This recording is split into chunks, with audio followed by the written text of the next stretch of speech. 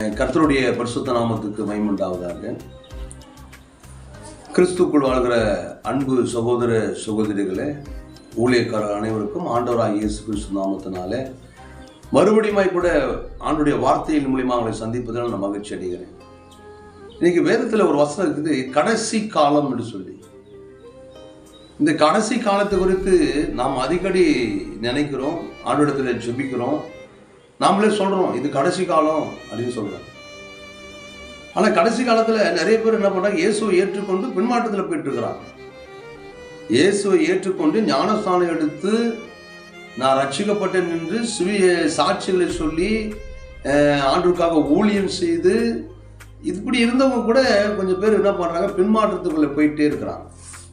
பின்மாற்றத்துக்குள்ள பழைய வாழ்க்கைக்குள்ள போயிட்டு இருக்கிறாங்க. இப்ப இவங்களுடைய கதி என்ன அப்படின்னு சொல்லி நம்ம செஞ்சு பார்க்கணும். அதே போல இது கடைசி காலம் அப்படின்னாக்கா, ஆண்டவர் இந்த கடைசி காலத்துல இன்னைக்கு நிறைய பேர் நாம கூட சில சமயத்துல தேவனுக்கு பிரியமில்லாத காரியத்தை செய்யறோம். நிறைய ஊழியக்காரர்கள் வியாதிப்பட்டு இருக்கிறாங்க, பலவீனமா இருக்கிறாங்க, ரொம்ப போத்துருவத்தில் இருக்கிறாங்க, நிறைய பேர் கஷ்டப்படுறாங்கன்னு சொல்றாங்க. ஏன் அப்படின்னு நம்ம சிந்திக்கணும். இது கடைசி காலம்னா ஏன் அப்படிப்பட்ட காரியங்கள் நம்முடைய வாழ்க்கையில நடக்குது? கவுனி இயேசு நாமத்தில் ஆண்டவர் ஒரு வார்த்தையை நமக்கு சொல்லியிருக்கிறார். அந்த வார்த்தை குறித்து நாம் தியானம் பண்ணலாம். இந்த இடத்துல யோவான் 6ஆம் அதிகாரத்துல கவுனி இயேசு நாமத்தில் 6ல் 39வது வசனத்தை வாசிக்கிறேன். அவர் எனக்கு தந்தவைகளில் ஒன்றையும் நான் இழந்து போகாமல் கடைசி நாளிலே அவைகளை எழுப்புவேன். என்னை அனுப்பின பிதாவின் சித்தமா இருக்கிறது. பாருங்க வேதம் தெளிவா சொல்லுது இந்த இடத்துல, அவர் எனக்கு தந்தவைகளிலே நான் ஒன்றையும் நான் இழந்து போகாமல் கடைசி நாளிலே அவைகளை எழுப்புவதே என்னை அனுப்பின பிதாவின் சித்தமா இருக்கிறது. இந்த கடைசி நாட்களில பின்வாங்கி போன எல்லாரும் சில பேர் வருவாங்க. எப்படி வருவாங்கன்னாக்கா, உபத்திரவமா வருவாங்க. ஐயா நான் சபையை விட்டு விலகி போயிட்டேன், நான் எப்படி ஆக்சிடென்ட் ஆயிடுச்சு, இப்படி நோய்வாய்ப்பட்டுட்டேன், ஐயாவை கூப்பிட்டு வந்து கொஞ்சம் சோகம் பண்ணுங்க. ஆண்டவர் தண்டிக்கிறவரா? இல்லை, நேசிக்கிறவர். அவர் சொல்ற கடைசி நாட்களில் எப்படியாவது என் பிள்ளைகளை கொண்டு வருவேன், கடைசி நாளையில அவங்க எழுப்புவேன். ஒருவேளை தூங்கிட்டு இருக்கலாம், வெள்ள தேவனை அறியாம ஊழியம் செய்யாம தேவனுக்கு பிரியமான வாழ்க்கை இல்லாம இருக்கலாம்.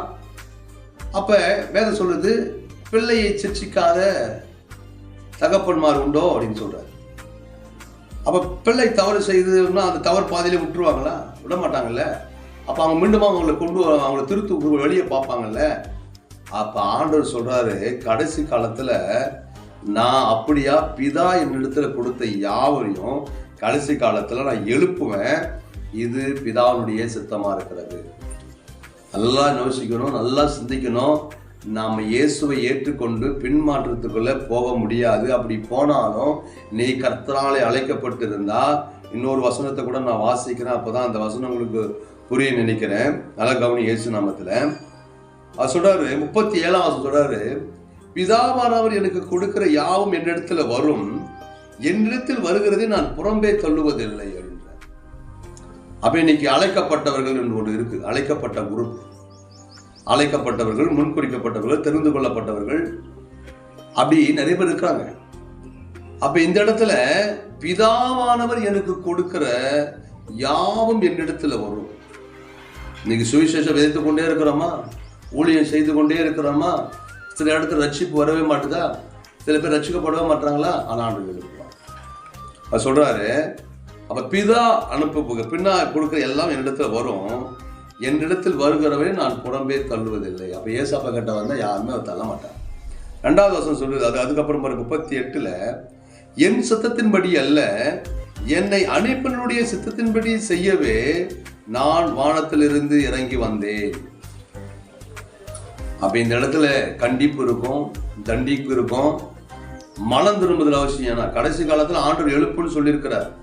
அதனால நம்ம எப்படி வேணாலும் வாழ்ந்துடலாம், எப்படி வேணாலும் போயிடலாம், அதெல்லாம் ஆண்டவர் பார்க்க மாட்டார். இது கடைசி காலமா தான் கண்டிப்பா ஆண்டவர் எழுப்பியே ஆவார்.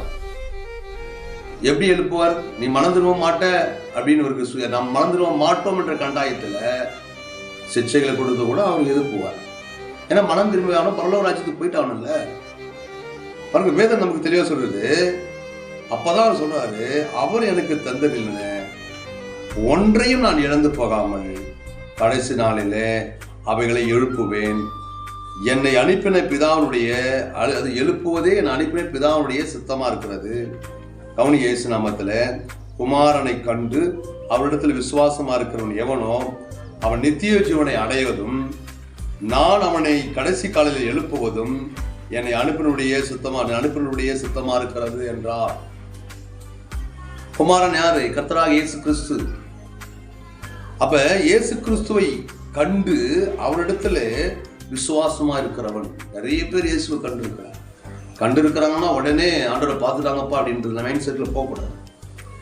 அப்ப குமாரனை கண்டு அவரிடத்தில் விசுவாசமா இருக்கு. அவர் செய்த அற்புதங்கள், அவர் செய்த அதிசயங்கள், அவருடைய வார்த்தை, அதே யாருமே ஒடுக்கப்பட்டு நொறுக்கப்பட்டு யாரும் காப்பாற்றாட முடியல, எல்லாராலும் வெறுக்கப்பட்ட நிலைகளை இயேசுடைய வார்த்தை ஒன்று போய் டச் பண்ணி அந்த செத்து போக நினைச்சா அந்த ஆளை உயிர்ப்பிக்க வச்சதில்லை. இயேசுவை பார்த்துருக்குறாங்கல்ல. மரண தருவாயில் இருக்கிற மரண படுக்கையில படுத்திருந்த வியாதிஸ்தர்கள் குணமாக்கப்பட்டார்கள்ல. அப்ப இயேசுவை கண்டு அவரிடத்துல விசுவாசமா இருக்கிறவன் யாரிடத்துல? இயேசுவிடத்துல. இயேசுதான் தெய்வம், இயேசுக்காக நான் எதையும் செய்வேன். அப்ப இயேசுக்காக எல்லா காரியத்தையும் எதை செய்தாலும் இயேசுக்காக அப்படி வாழ்ந்துட்ட மனுஷனுக்கு ஆள் சொல்றாரு, அப்படி விசுவாசிக்கிறவன் எவனோ அவன் நித்திய ஜீவனை அடைவதும். பாருங்க, இயேசுக்காக வாழ்றவங்களுக்கு நித்திய ஜீவனுக்கு, இயேசுக்காக வாழ்ந்துட்டு அவருக்காக ஊழியம் செஞ்சுட்டு நீ பின்மாற்றத்துல போயிட முடியாது. ஒருவேளை நீர் அழைக்கப்பட்டவர்களா இருந்தா, அது ஒருவேளை பிதாவினால நாம் அனுப்பப்பட்டவர்களாக பிதாவினிடம் நம்மிடத்துல கொடுத்து அவரிடத்துல கொடுத்தவர்களாக இருந்தா அப்படியே போயிட முடியாது. ஏன்னா வேதம் சொல்றது, அவரை விசுவாசிக்கிறவன் எவனோ அவன் நித்திய ஜீவனை அடைவதும், கண்டிப்பா நித்திய ஜீவனை அடைந்தாகணும், நித்திய ஜீவனை அடைவதும் நான் அவனை கடைசி நாளில் எழுப்புவதும். அப்ப அப்படியே கொஞ்சம் பெண் மாற்றத்துக்குள்ள இருக்கிற மாதிரி இருக்கும், ரட்சிக்கப்பட்ட வாழ்க்கை வெளியே விட்டு போற மாதிரி இருக்கும், கிறிஸ்துவுக்கு அவங்களுக்கு சம்பந்தம் இல்லாத மாதிரி இருக்கும். அப்ப முடிஞ்சு போச்சா? இல்ல. அவர் கர்த்தரால தெரிந்து கொள்ளப்பட்ட அழைக்கப்பட்ட பிள்ளைகளா இருக்கும் போது தேவன் அவர்களை கடைசி காலத்துல கண்டிப்பா எழுப்புவார். எப்படி எழுப்புவார்ன்றது நான் சொல்ல முடியாது. ஏன்னா அவங்கவுங்களுக்கு ஒரு மாதிரியான காரியத்தை ஆண்டு வைத்திருக்கிறார். சில பேரை சிச்சிக்கிறார், சில பேர் அன்பின் ரீதியாக அழைக்கிறார், சில பேருக்கு தரிசனமாகிறார், சில பேர்களை பேரிட்டு அழைக்கிறார், சில பேர் உபத்திரவத்தின் வழியில ஐசுவாடில கூட போய் சந்திக்க வேண்டியதா இருக்கிறது. பாருங்க, இது அவர் எழுப்புவார். சில பேர் அவரை ஏற்றுக்கொண்ட பிறகு கூட மரண தருவாயில கூட போயிட்டு மனம் திரும்புறாங்க. ஐயோ ஆண்டவரே, நம்ம விட்டு மறித்து போக கூடாது, ஆண்டவரே என்னை மன்னிங்க சொல்லி அந்த இடத்துல மனம் திரும்பி அப்படியே ஆண்டவர் என்ன பண்ணாரு? ப்ரொமோஷன் கொடுத்துருவார் நித்திய ஜீவனுக்காக. பாருங்க, வேதம் நமக்கு தெரியாது. அப்ப எப்ப மனம் திரும்பணும், எப்ப கிரியில நடப்பிக்கணும்? இது கடைசி காலம்னா கிரியை நடப்பிக்கணும். இப்ப மலை மேல இருக்கிற பட்டணமா இருக்குன்னு ஆண்டு சொல்றாரு, பூமிக்கு உப்பா இருக்குன்னு சொல்றாரு. மலை மேல இருக்கிற பட்டணம் மறந்திருக்க மாட்டாதுன்னு சொல்றாரு. உப்பு சாரமற்று போனால் வீதியில கொட்டப்படுவதற்கும் மனுஷனாலே மிதிப்படுவதற்கும் ஒழிய வேற ஒன்றுக்கும் உதவான்னு சொல்றாரு. அப்ப ஆண்டவர் கடைசி காலத்துல எழுப்புவது நிச்சயம். ஆனா எந்த நிலையில எழுப்ப நம்ம ஒப்பு கொடுக்கிறோம்? அதெல்லாம் யோசித்து பாருங்க.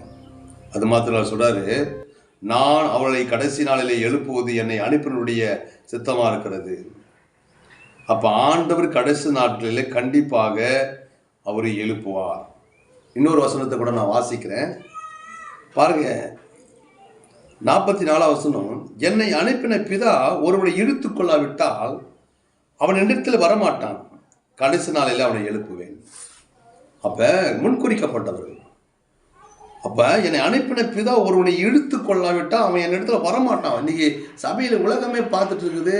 உலகத்துல குறிப்பிட்ட ஜனங்கள் தான் போறாங்க, குறிப்பிட்ட ஜனங்கள் தான் தெரிந்து கொள்ள போறாங்க. ஒரே குடும்பத்துல ஒரு ஆள் தெரிந்து கொள்ள போறான், மற்றவங்க தெரிந்து கொள்ளப்படல. ஒரே குடும்பத்தில் 4-5 பேர் தெரிந்து கொள்றாங்க, ஒரு ஆள் தெரிந்து கொள்ள போறது இல்லை. இப்ப நிறைய காரியம் நடந்து கொண்டிருக்குது இல்ல.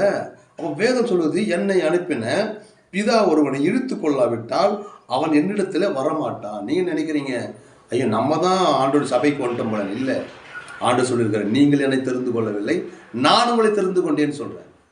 பாருங்க, வேதம் நமக்கு தெளிவா சொல்லுது இல்ல. ஆண்டு நல்ல சொல்ற விதத்தில் என்னை அனுப்பின பிதா ஒருவனை இழுத்து கொள்ளாவிட்டால் அவன் என்னிடத்துல வரமாட்டான். ஆனா கடைசி நாளிலே நான் அவனை எழுப்புவேன். ஆண்டு சொல்றார், கடைசி நாளில் அவன் எப்படோ பின்மாற்றத்துக்குள்ளே போய் கடவுளே எனக்கு வேணாம், இயேசுவே எனக்கு வேணாம், ஏசப்பா கோயிலுக்கு போக மாட்டேன் அப்படின்னு சொன்னால் கூட அது உன் கையில் இல்லை, என் கையில் இல்லை. ஆண்டவர் நிச்சயமாகவே உன்னை எழுப்புவார். அவன் ஜெபிக்கலாமா? மகா இரக்கமும் கிருபையும் இருந்த நல்ல ஆண்டவரே இன்றைய நாளில் கூட கர்த்தாவை கடைசி நாளில் பிதா எனக்கு கொடுத்த யாவும் என்னிடத்தில் வரும், ஒன்றையும் நான் புறம்பே தள்ளுவதில்லை, கடைசி நாளில் நான் எழுப்புவேன்னு சொல்லியிருக்கிறீங்கப்பா. இந்த நாளில் கூட ஆண்டவரே நீங்கள் எழுப்புறதுக்கு முன்பதாகவே நாங்களே ஆண்டவரே உங்கள் விசுவாசித்து கிரியைகளை நடப்பித்து உமக்கு பிரியமான காரியங்களை செய்து உமக்கு பின்பதாக வர உமக்கு முன்பாக ஆண்டவரே உங்களுடைய பாதத்தில் வரும்படியாக எங்களை அர்ப்பணிக்கிறோம்ப்பா. இதை கேட்டுக்கொண்டிருக்கிற அனைத்து விசுவாச பிள்ளைகளும் ஊழியக்காரர்களும் ஒவ்வொருவரும் கர்த்தாவே அன்றைய அழைப்புக்குள்ளே நம்முடைய கிரியைக்குள்ளே தன்னை கர்த்தாவே ஒப்புக் கொடுக்க உடைய சமூகத்தில் தாழ்த்து ஒப்புக் கொடுத்து ஜெபிக்கிறோம். பரிசுத்த ஆவியானவர் தாமே ஆளுகை செய்யுங்க, பெரிய மாற்றங்களை உருவாக்குங்க. இயேசு நாமத்தில் ஜெபிக்கிறோம் நல்ல பிதாவே, ஆமென். Praise the Lord. கர்த்தர் உங்களை ஆசீர்வதிப்பாராக. ஆமென்.